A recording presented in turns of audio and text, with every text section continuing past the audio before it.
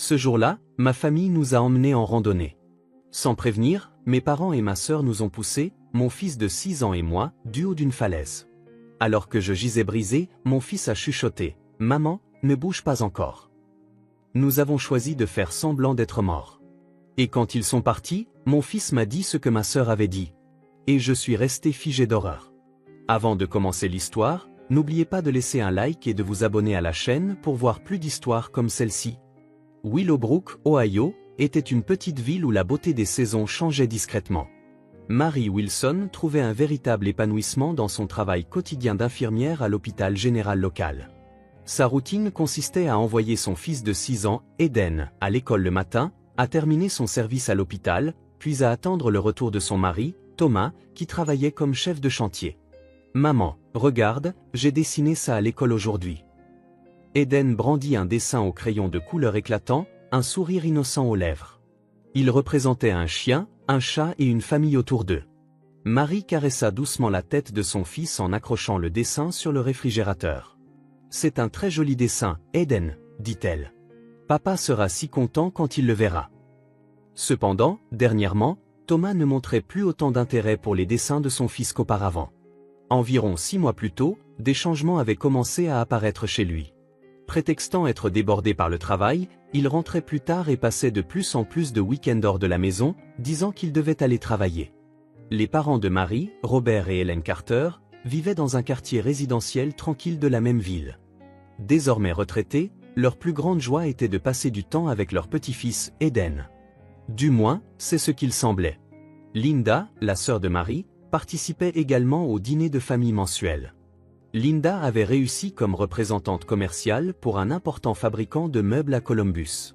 Profitant de sa vie de célibataire libre, elle contrastait fortement avec la vie de famille de sa sœur. « Marie, que penses-tu de cette chaise pour enfants?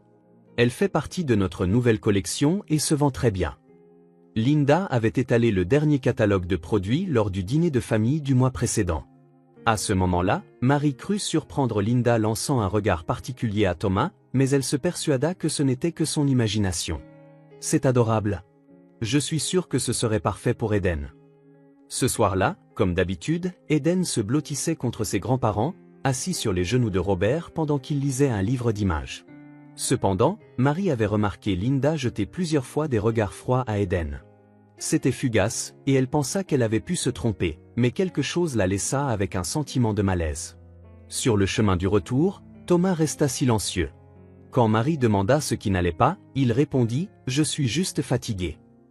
Eden s'était endormi sur la banquette arrière. « Papa, tu es occupé en ce moment ?»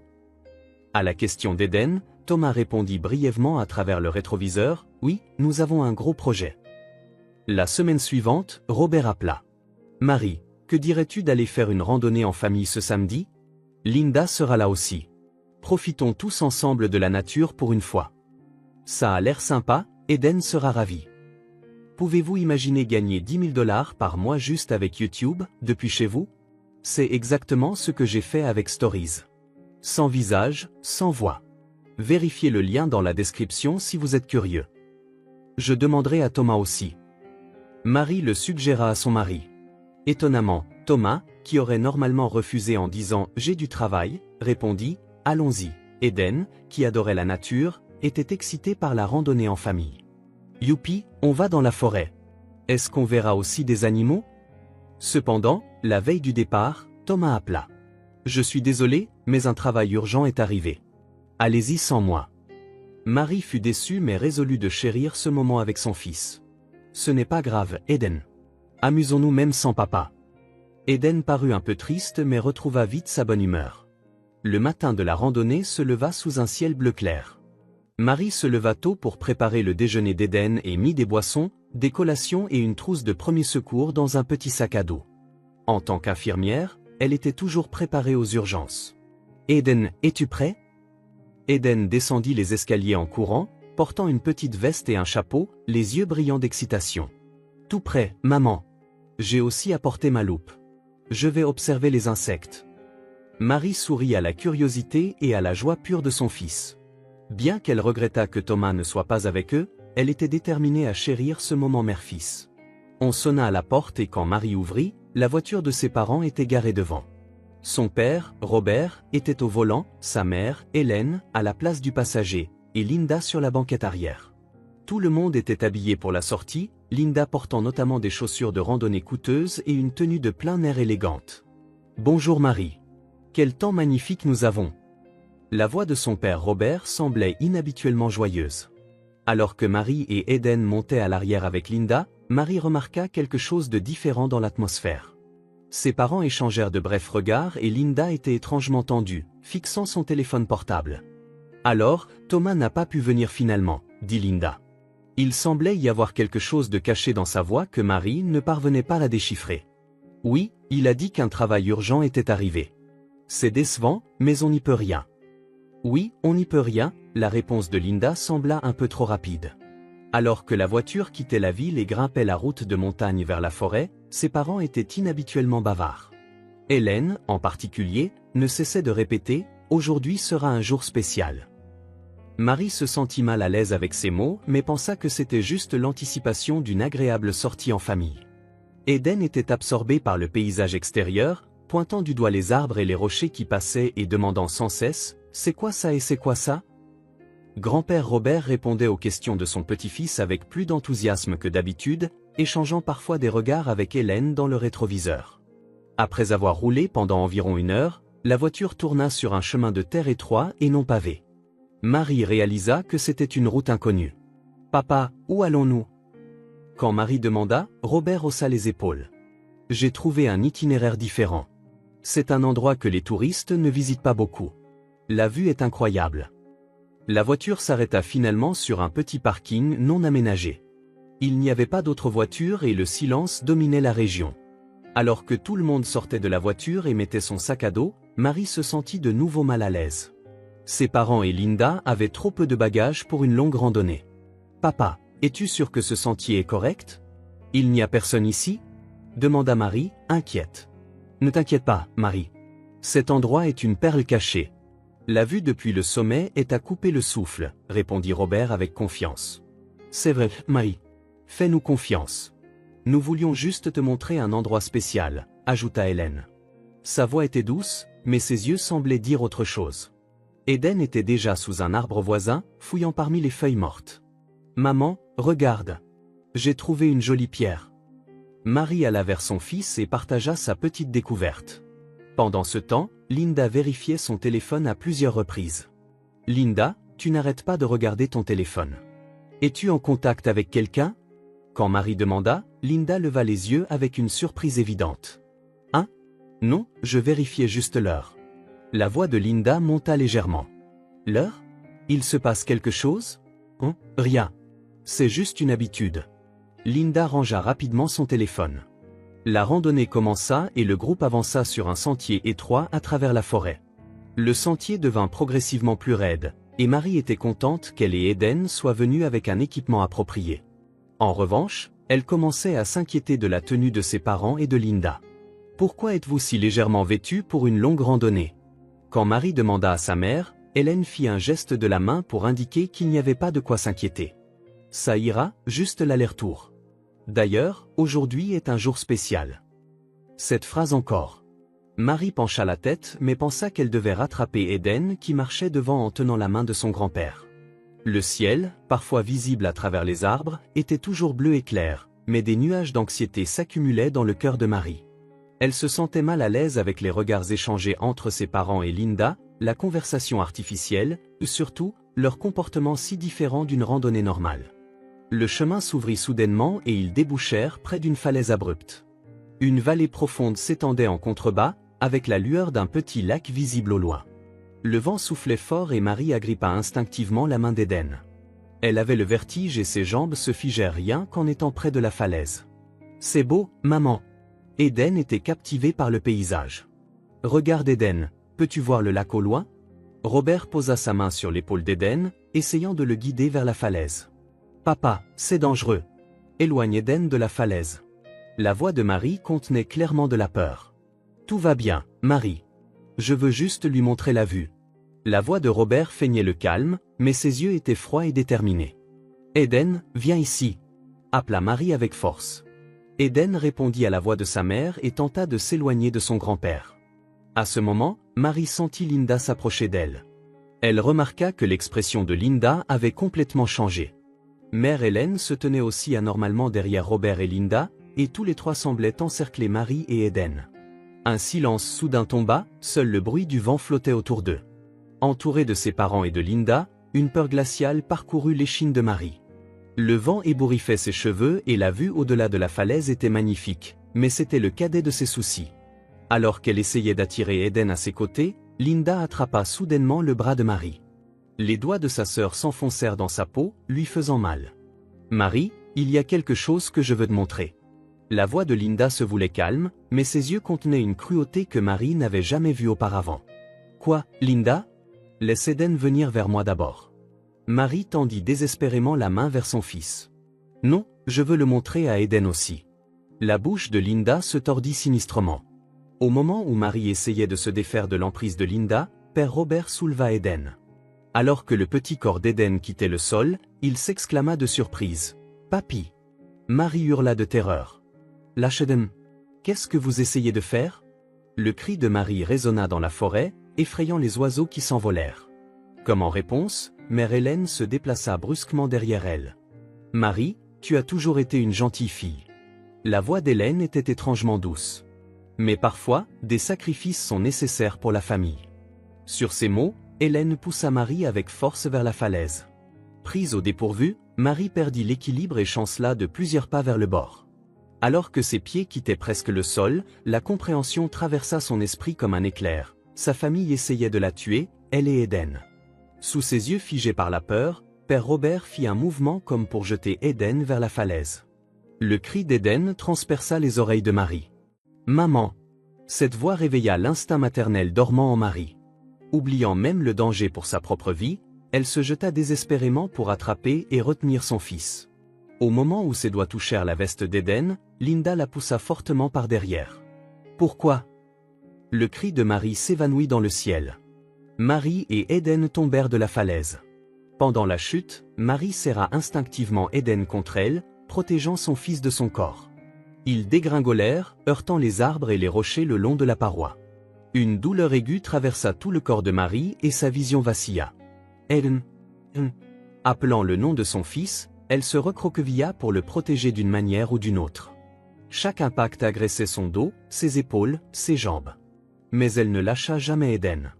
Avec un dernier impact majeur, ils furent violemment projetés au sol. Une douleur intense traversa le corps de Marie, pendant un instant, elle faillit perdre connaissance. Mais le désir d'assurer la sécurité de son fils la ramena de l'océan de l'inconscience. Quand Marie ouvrit les yeux, Eden tremblait légèrement sous son corps. Son corps entier hurlait de douleur, et sa jambe droite et son bras gauche étaient devenus immobiles. Ils étaient probablement cassés. Mais étrangement, Eden, protégé par son corps, semblait avoir échappé à des blessures graves. « Eden, ça va ?» La voix rauque de Marie était à peine audible. Eden répondit d'une petite voix tremblante. « Maman, ça va ? Eden, es-tu blessé ?»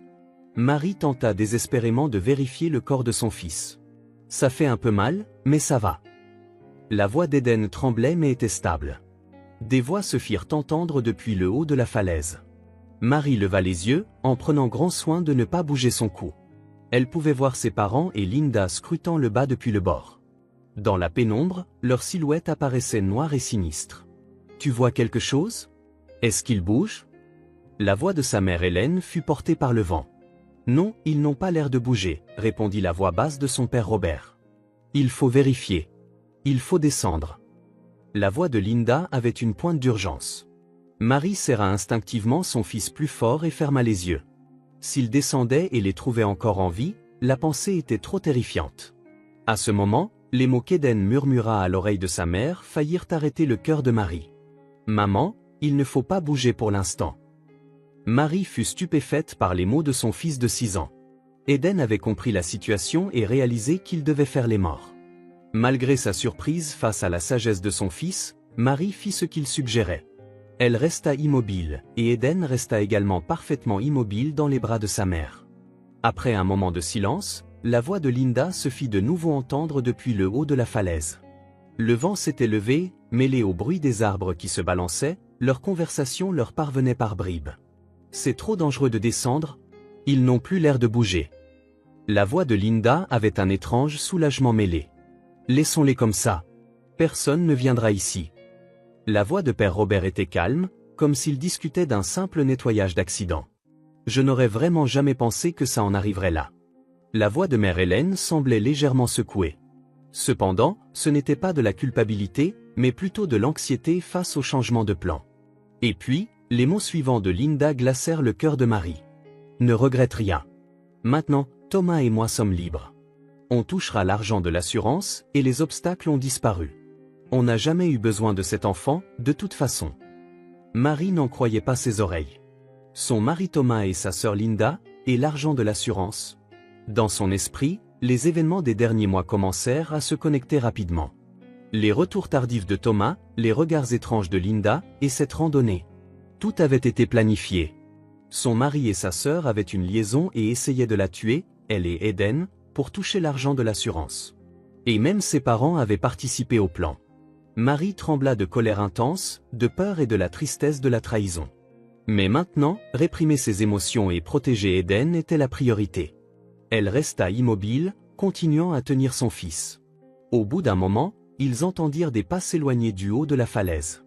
Marie et Eden continuèrent à faire les morts jusqu'à ce qu'ils soient sûrs que les autres étaient partis. Alors que le soleil commençait à se coucher derrière les montagnes et que des ombres sombres commençaient à tomber sur la forêt, Marie parla enfin à son fils d'une petite voix. « Eden, tu as bien remarqué ? Si tu n'avais rien dit ?» Eden répondit d'une voix tremblante, « J'ai entendu Tati parler au téléphone avec papa avant.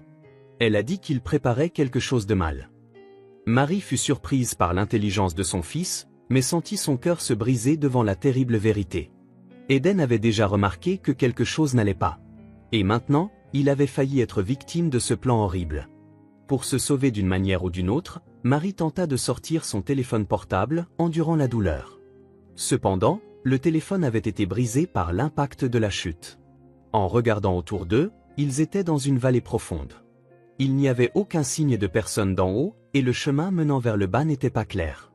Une fois le soleil couché, la situation deviendrait encore plus difficile. « Eden, écoute. Nous devons sortir d'ici. Mais je ne peux pas bouger mon corps. Peux-tu marcher ?» Marie vérifia l'état de son fils. Eden répondit courageusement, « Oui, maman. Je vais chercher de l'aide. »« Non. Je ne peux pas te laisser partir seul. Avançons ensemble. » Petit à petit, décida Marie. Peu importe la douleur, elle ne pouvait pas laisser son fils seul. Surtout maintenant, après avoir été trahi par sa famille. Une évasion pour leur survie attendait Marie et Eden. Mais en serrant la petite main de son fils, elle renforça sa détermination à survivre. Ils avaient été trahis par leur famille et conduits au seuil de la mort. Mais en se soutenant mutuellement, ils firent leur premier pas en avant, endurant la douleur et la peur pour survivre coûte que coûte. Marie et Eden descendirent lentement la pente raide en dessous de la falaise. La jambe droite et le bras gauche de Marie lui faisaient terriblement mal, probablement cassés. Elle se mordit la lèvre pour endurer la douleur tout en avançant petit à petit, s'appuyant sur Eden. « Maman, c'est plus plat par ici. » Eden précédait sa mère, cherchant un chemin sûr. Avec un courage et un calme dépassant ses 6 ans, Eden aidait sa mère. Parfois, il ramassait des branches des arbres environnants pour fabriquer une béquille improvisée pour Marie. « Eden, dis-moi si tu es fatigué. On peut se reposer, d'accord ?» Marie s'inquiétait pour son fils. « Je vais bien, maman. Je suis fort, » répondit Eden en bombant le torse.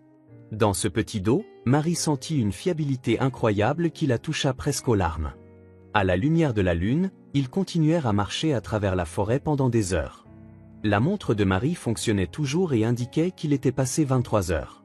Eden avait l'air fatigué mais ne se plaignit jamais. « Reposons-nous un peu. » Marie s'assit sous un grand arbre. Eden s'assit à côté d'elle, se nichant dans les bras de sa mère. « Maman, est-ce que papa ne reviendra plus ?» La petite voix d'Eden résonna dans l'obscurité. Marie ne savait pas quoi dire. Comment pouvait-elle expliquer que son mari avait essayé de les tuer? Qu'il avait une liaison avec sa sœur? Que c'était pour l'argent de l'assurance? Comment pouvait-elle faire comprendre ces choses à un enfant de 6 ans? Eden. Papa. Marie choisit soigneusement ses mots. Papa ne pourra plus vivre avec nous.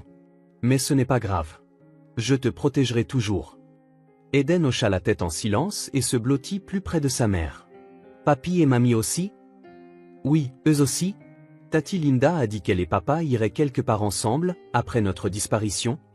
Marie caressa la tête de son fils, retenant ses larmes. Eden avait compris la situation à partir des conversations des adultes. Son cœur se serra qu'un fardeau si lourd ait été placé sur de si petites épaules. Mais ce n'est pas grave. Nous sommes vivants, et nous serons toujours ensemble, dit fermement Marie. Après un court repos, ils reprirent leur marche. À l'aube, ils atteignirent enfin le sentier de randonnée principal où passaient des gens.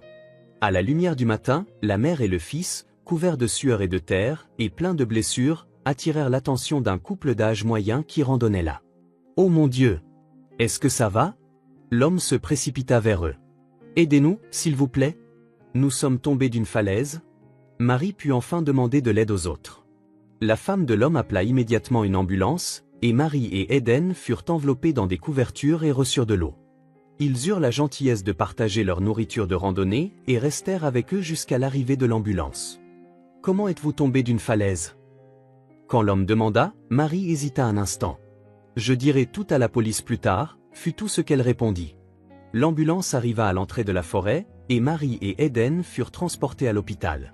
Selon le diagnostic du médecin, comme prévu, Marie avait de multiples fractures à la jambe droite et au bras gauche, ainsi qu'une hémorragie interne et des contusions sur tout le corps.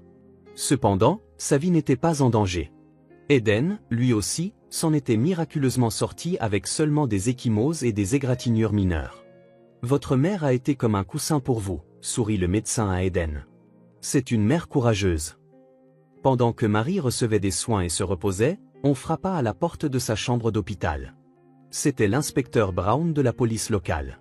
Il se présenta d'un ton doux et exprima son inquiétude pour l'état de Marie. « Madame Wilson, êtes-vous en état de parler? Pouvez-vous me dire ce qui s'est passé sur la montagne ?»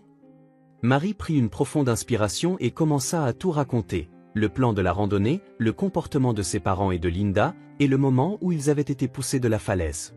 Elle relaya également les mots de Linda, « Maintenant, Thomas et moi sommes libres. On touchera l'argent de l'assurance. » L'inspecteur Brown répondit calmement, bien que surpris, continuant à prendre des notes. « Nous avons contacté votre mari, Thomas, mais il n'est pas encore arrivé, » dit l'inspecteur. « Il fait aussi partie du plan. Apparemment, il avait une liaison avec ma sœur. » Marie prononça la douloureuse vérité. À l'extérieur de la chambre d'hôpital, Eden parlait avec un psychologue pour enfants. Il expliqua également les événements avec ses propres mots et détailla davantage le contenu des appels téléphoniques qu'il avait entendus entre sa tante et son père au cours des dernières semaines. Le témoignage d'Eden correspondait au récit de sa mère, et la nature de l'incident devint plus claire. Grâce à l'enquête rapide de l'inspecteur Brown, Thomas, Linda et les deux parents de Marie furent tous arrêtés le lendemain. L'interrogatoire révéla un plan horrible. Thomas et Linda entretenaient une relation secrète depuis 2 ans et avaient prévu de tuer Marie pour obtenir sa police d'assurance vie de 3 millions de dollars. Ils avaient prévu d'éliminer Eden également, car il pourrait potentiellement être un témoin. Les parents de Marie s'étaient vus promettre 500 000 dollars par Thomas pour participer au plan. Le procès commença, et Marie dut faire face à son mari et à sa famille. Elle comparut au tribunal en fauteuil roulant mais se tint à la barre des témoins avec une forte détermination. Les personnes en qui j'avais le plus confiance, mon mari, mes parents, ma sœur, ils ont essayé de prendre ma vie et celle de mon fils. Mais nous avons survécu. Parce que la vraie force réside dans l'amour. Le lien entre mon fils et moi était plus fort que leur malice. Ces mots résonnèrent dans toute la salle d'audience, et des sanglots purent être entendus dans la galerie. Eden, lui aussi, monta courageusement à la barre des témoins malgré son jeune âge. Papy et mamie ont poussé et maman m'a protégé. Papa et Tati sont méchants. Ces mots simples portaient une vérité puissante. Dans le box des accusés, Thomas et Linda baissèrent la tête, mais les parents de Marie tentèrent de se lever pour dire quelque chose. Cependant, ils furent contraints au silence par l'ordre du juge. À l'issue du procès, Thomas, Linda et les deux parents de Marie furent tous reconnus coupables. Thomas et Linda furent condamnés à 25 ans de prison pour tentative de meurtre, et les parents de Marie furent condamnés à 15 ans. En quittant le palais de justice, Marie utilisait maintenant des béquilles. Son corps se remettait progressivement, mais les blessures dans son cœur ne semblaient pas susceptibles de guérir facilement. Néanmoins, elle serra fermement la petite main d'Eden, déterminée à avancer pas à pas vers un nouvel avenir. « Maman, qu'est-ce qu'on va faire maintenant ?» demanda Eden. « Un nouveau départ, Eden. Nous allons commencer une nouvelle vie, juste tous les deux. Marie avait reçu un soutien formidable de sa collègue infirmière, Jennifer, qu'elle avait rencontrée pendant sa convalescence à l'hôpital. Jennifer elle-même était une survivante de violences domestiques et compatissait profondément à la situation de Marie. « Marie, je suis émue par votre force, à toi et à Eden. Qu'allez-vous faire maintenant ?» demanda Jennifer. « Je n'ai pas encore décidé clairement, mais je pense qu'Eden et moi avons besoin d'un nouveau départ. Ma sœur vit dans le Colorado. Sa ville est un endroit merveilleux. Ce serait peut-être parfait pour un nouveau départ. » Marie commença à envisager sérieusement la suggestion de Jennifer. Eden était également positif à l'idée d'aller dans un nouvel endroit. « Maman, on va aller dans une nouvelle maison? Est-ce que je vais me faire des amis ?» demanda Eden avec espoir. « J'en suis sûr, Eden. Nous sommes ensemble, donc nous pouvons tout surmonter. » Marie se tenait à nouveau au bord de la falaise du destin, tout comme lorsqu'elle était tombée de la vraie falaise, mais cette fois, elle avait le courage d'avancer avec son fils. Elle leva les yeux au ciel et sentit la liberté. Personne ne pouvait plus leur faire de mal. Elle avait appris le vrai sens de la famille à travers une épreuve sévère. Le jour où le verdict du procès fut rendu, la salle d'audience était empreinte d'une atmosphère solennelle.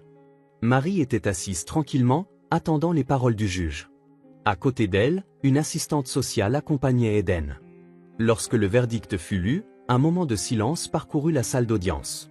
Mais soudain, Thomas se leva et cria à Marie, « C'est de ta faute. Tu as tout gâché. » Linda cria tout aussi fort, « Je conviens mieux à Thomas que toi. Cet enfant est faible et inutile, tout comme toi. » Alors que les gardes maîtrisaient les deux, Marie ferma tranquillement les yeux. Ses parents inclinèrent silencieusement la tête, mais il n'y avait aucune trace de regret dans leurs yeux. Marie les regarda une dernière fois et leur dit adieu dans son cœur. 3 mois plus tard, Marie et Eden avaient déménagé dans une petite ville de montagne du Colorado. Ils louaient une chambre dans une maison d'hôtes tenue par la sœur de Jennifer, Martha, et commençaient une nouvelle vie. Marie avait commencé à travailler comme infirmière dans une clinique locale, et Eden avait commencé dans une nouvelle école. « Eden, comment ça se passe à l'école? Tu t'es fait de nouveaux amis ?» demanda Marie à son fils un soir. « Oui, je joue avec Jason et Mike. Mais parfois, je me souviens de ce moment-là et j'ai peur, » répondit honnêtement Eden. « Je ressens la même chose », Marie serra son fils dans ses bras. « Mais souviens-toi, nous allons surmonter ça ensemble. » Marie et Eden suivaient régulièrement une thérapie, faisant face à leur traumatisme. Parfois, ils étaient hantés par des cauchemars, mais ils sentaient qu'ils guérissaient petit à petit. Un jour, le directeur de l'école primaire de la ville, David Clark, visita la clinique. Il était venu faire un rapport sur les progrès d'Eden à l'école. « Votre fils est vraiment remarquable d'être si positif et attentionné malgré tout ce qu'il a vécu. » Marie sourit. « Merci. Eden est ma fierté. » Au cours des semaines suivantes, David passa occasionnellement à la clinique. Il était gentil et montrait un intérêt sincère pour Marie et Eden. Marie commença progressivement à lui ouvrir son cœur. Pendant ce temps, dans une prison lointaine, les liens de l'ancienne famille s'étaient complètement effondrés. La relation entre Thomas et Linda s'était fissurée dans la vie carcérale, et les parents de Marie continuaient à justifier leurs actions. Ils n'atteignirent jamais le véritable repentir, mais approfondirent plutôt leur haine. 1 an plus tard, pour le 8e anniversaire d'Eden, Marie organisa une petite fête. Martha, Jennifer, David et des amis de l'école assistèrent à la fête. La maison était remplie de gâteaux, de cadeaux et des rires des enfants. David se tenait à côté de Marie et parla doucement, « Marie, je suis vraiment impressionné par votre force, à toi et à Eden.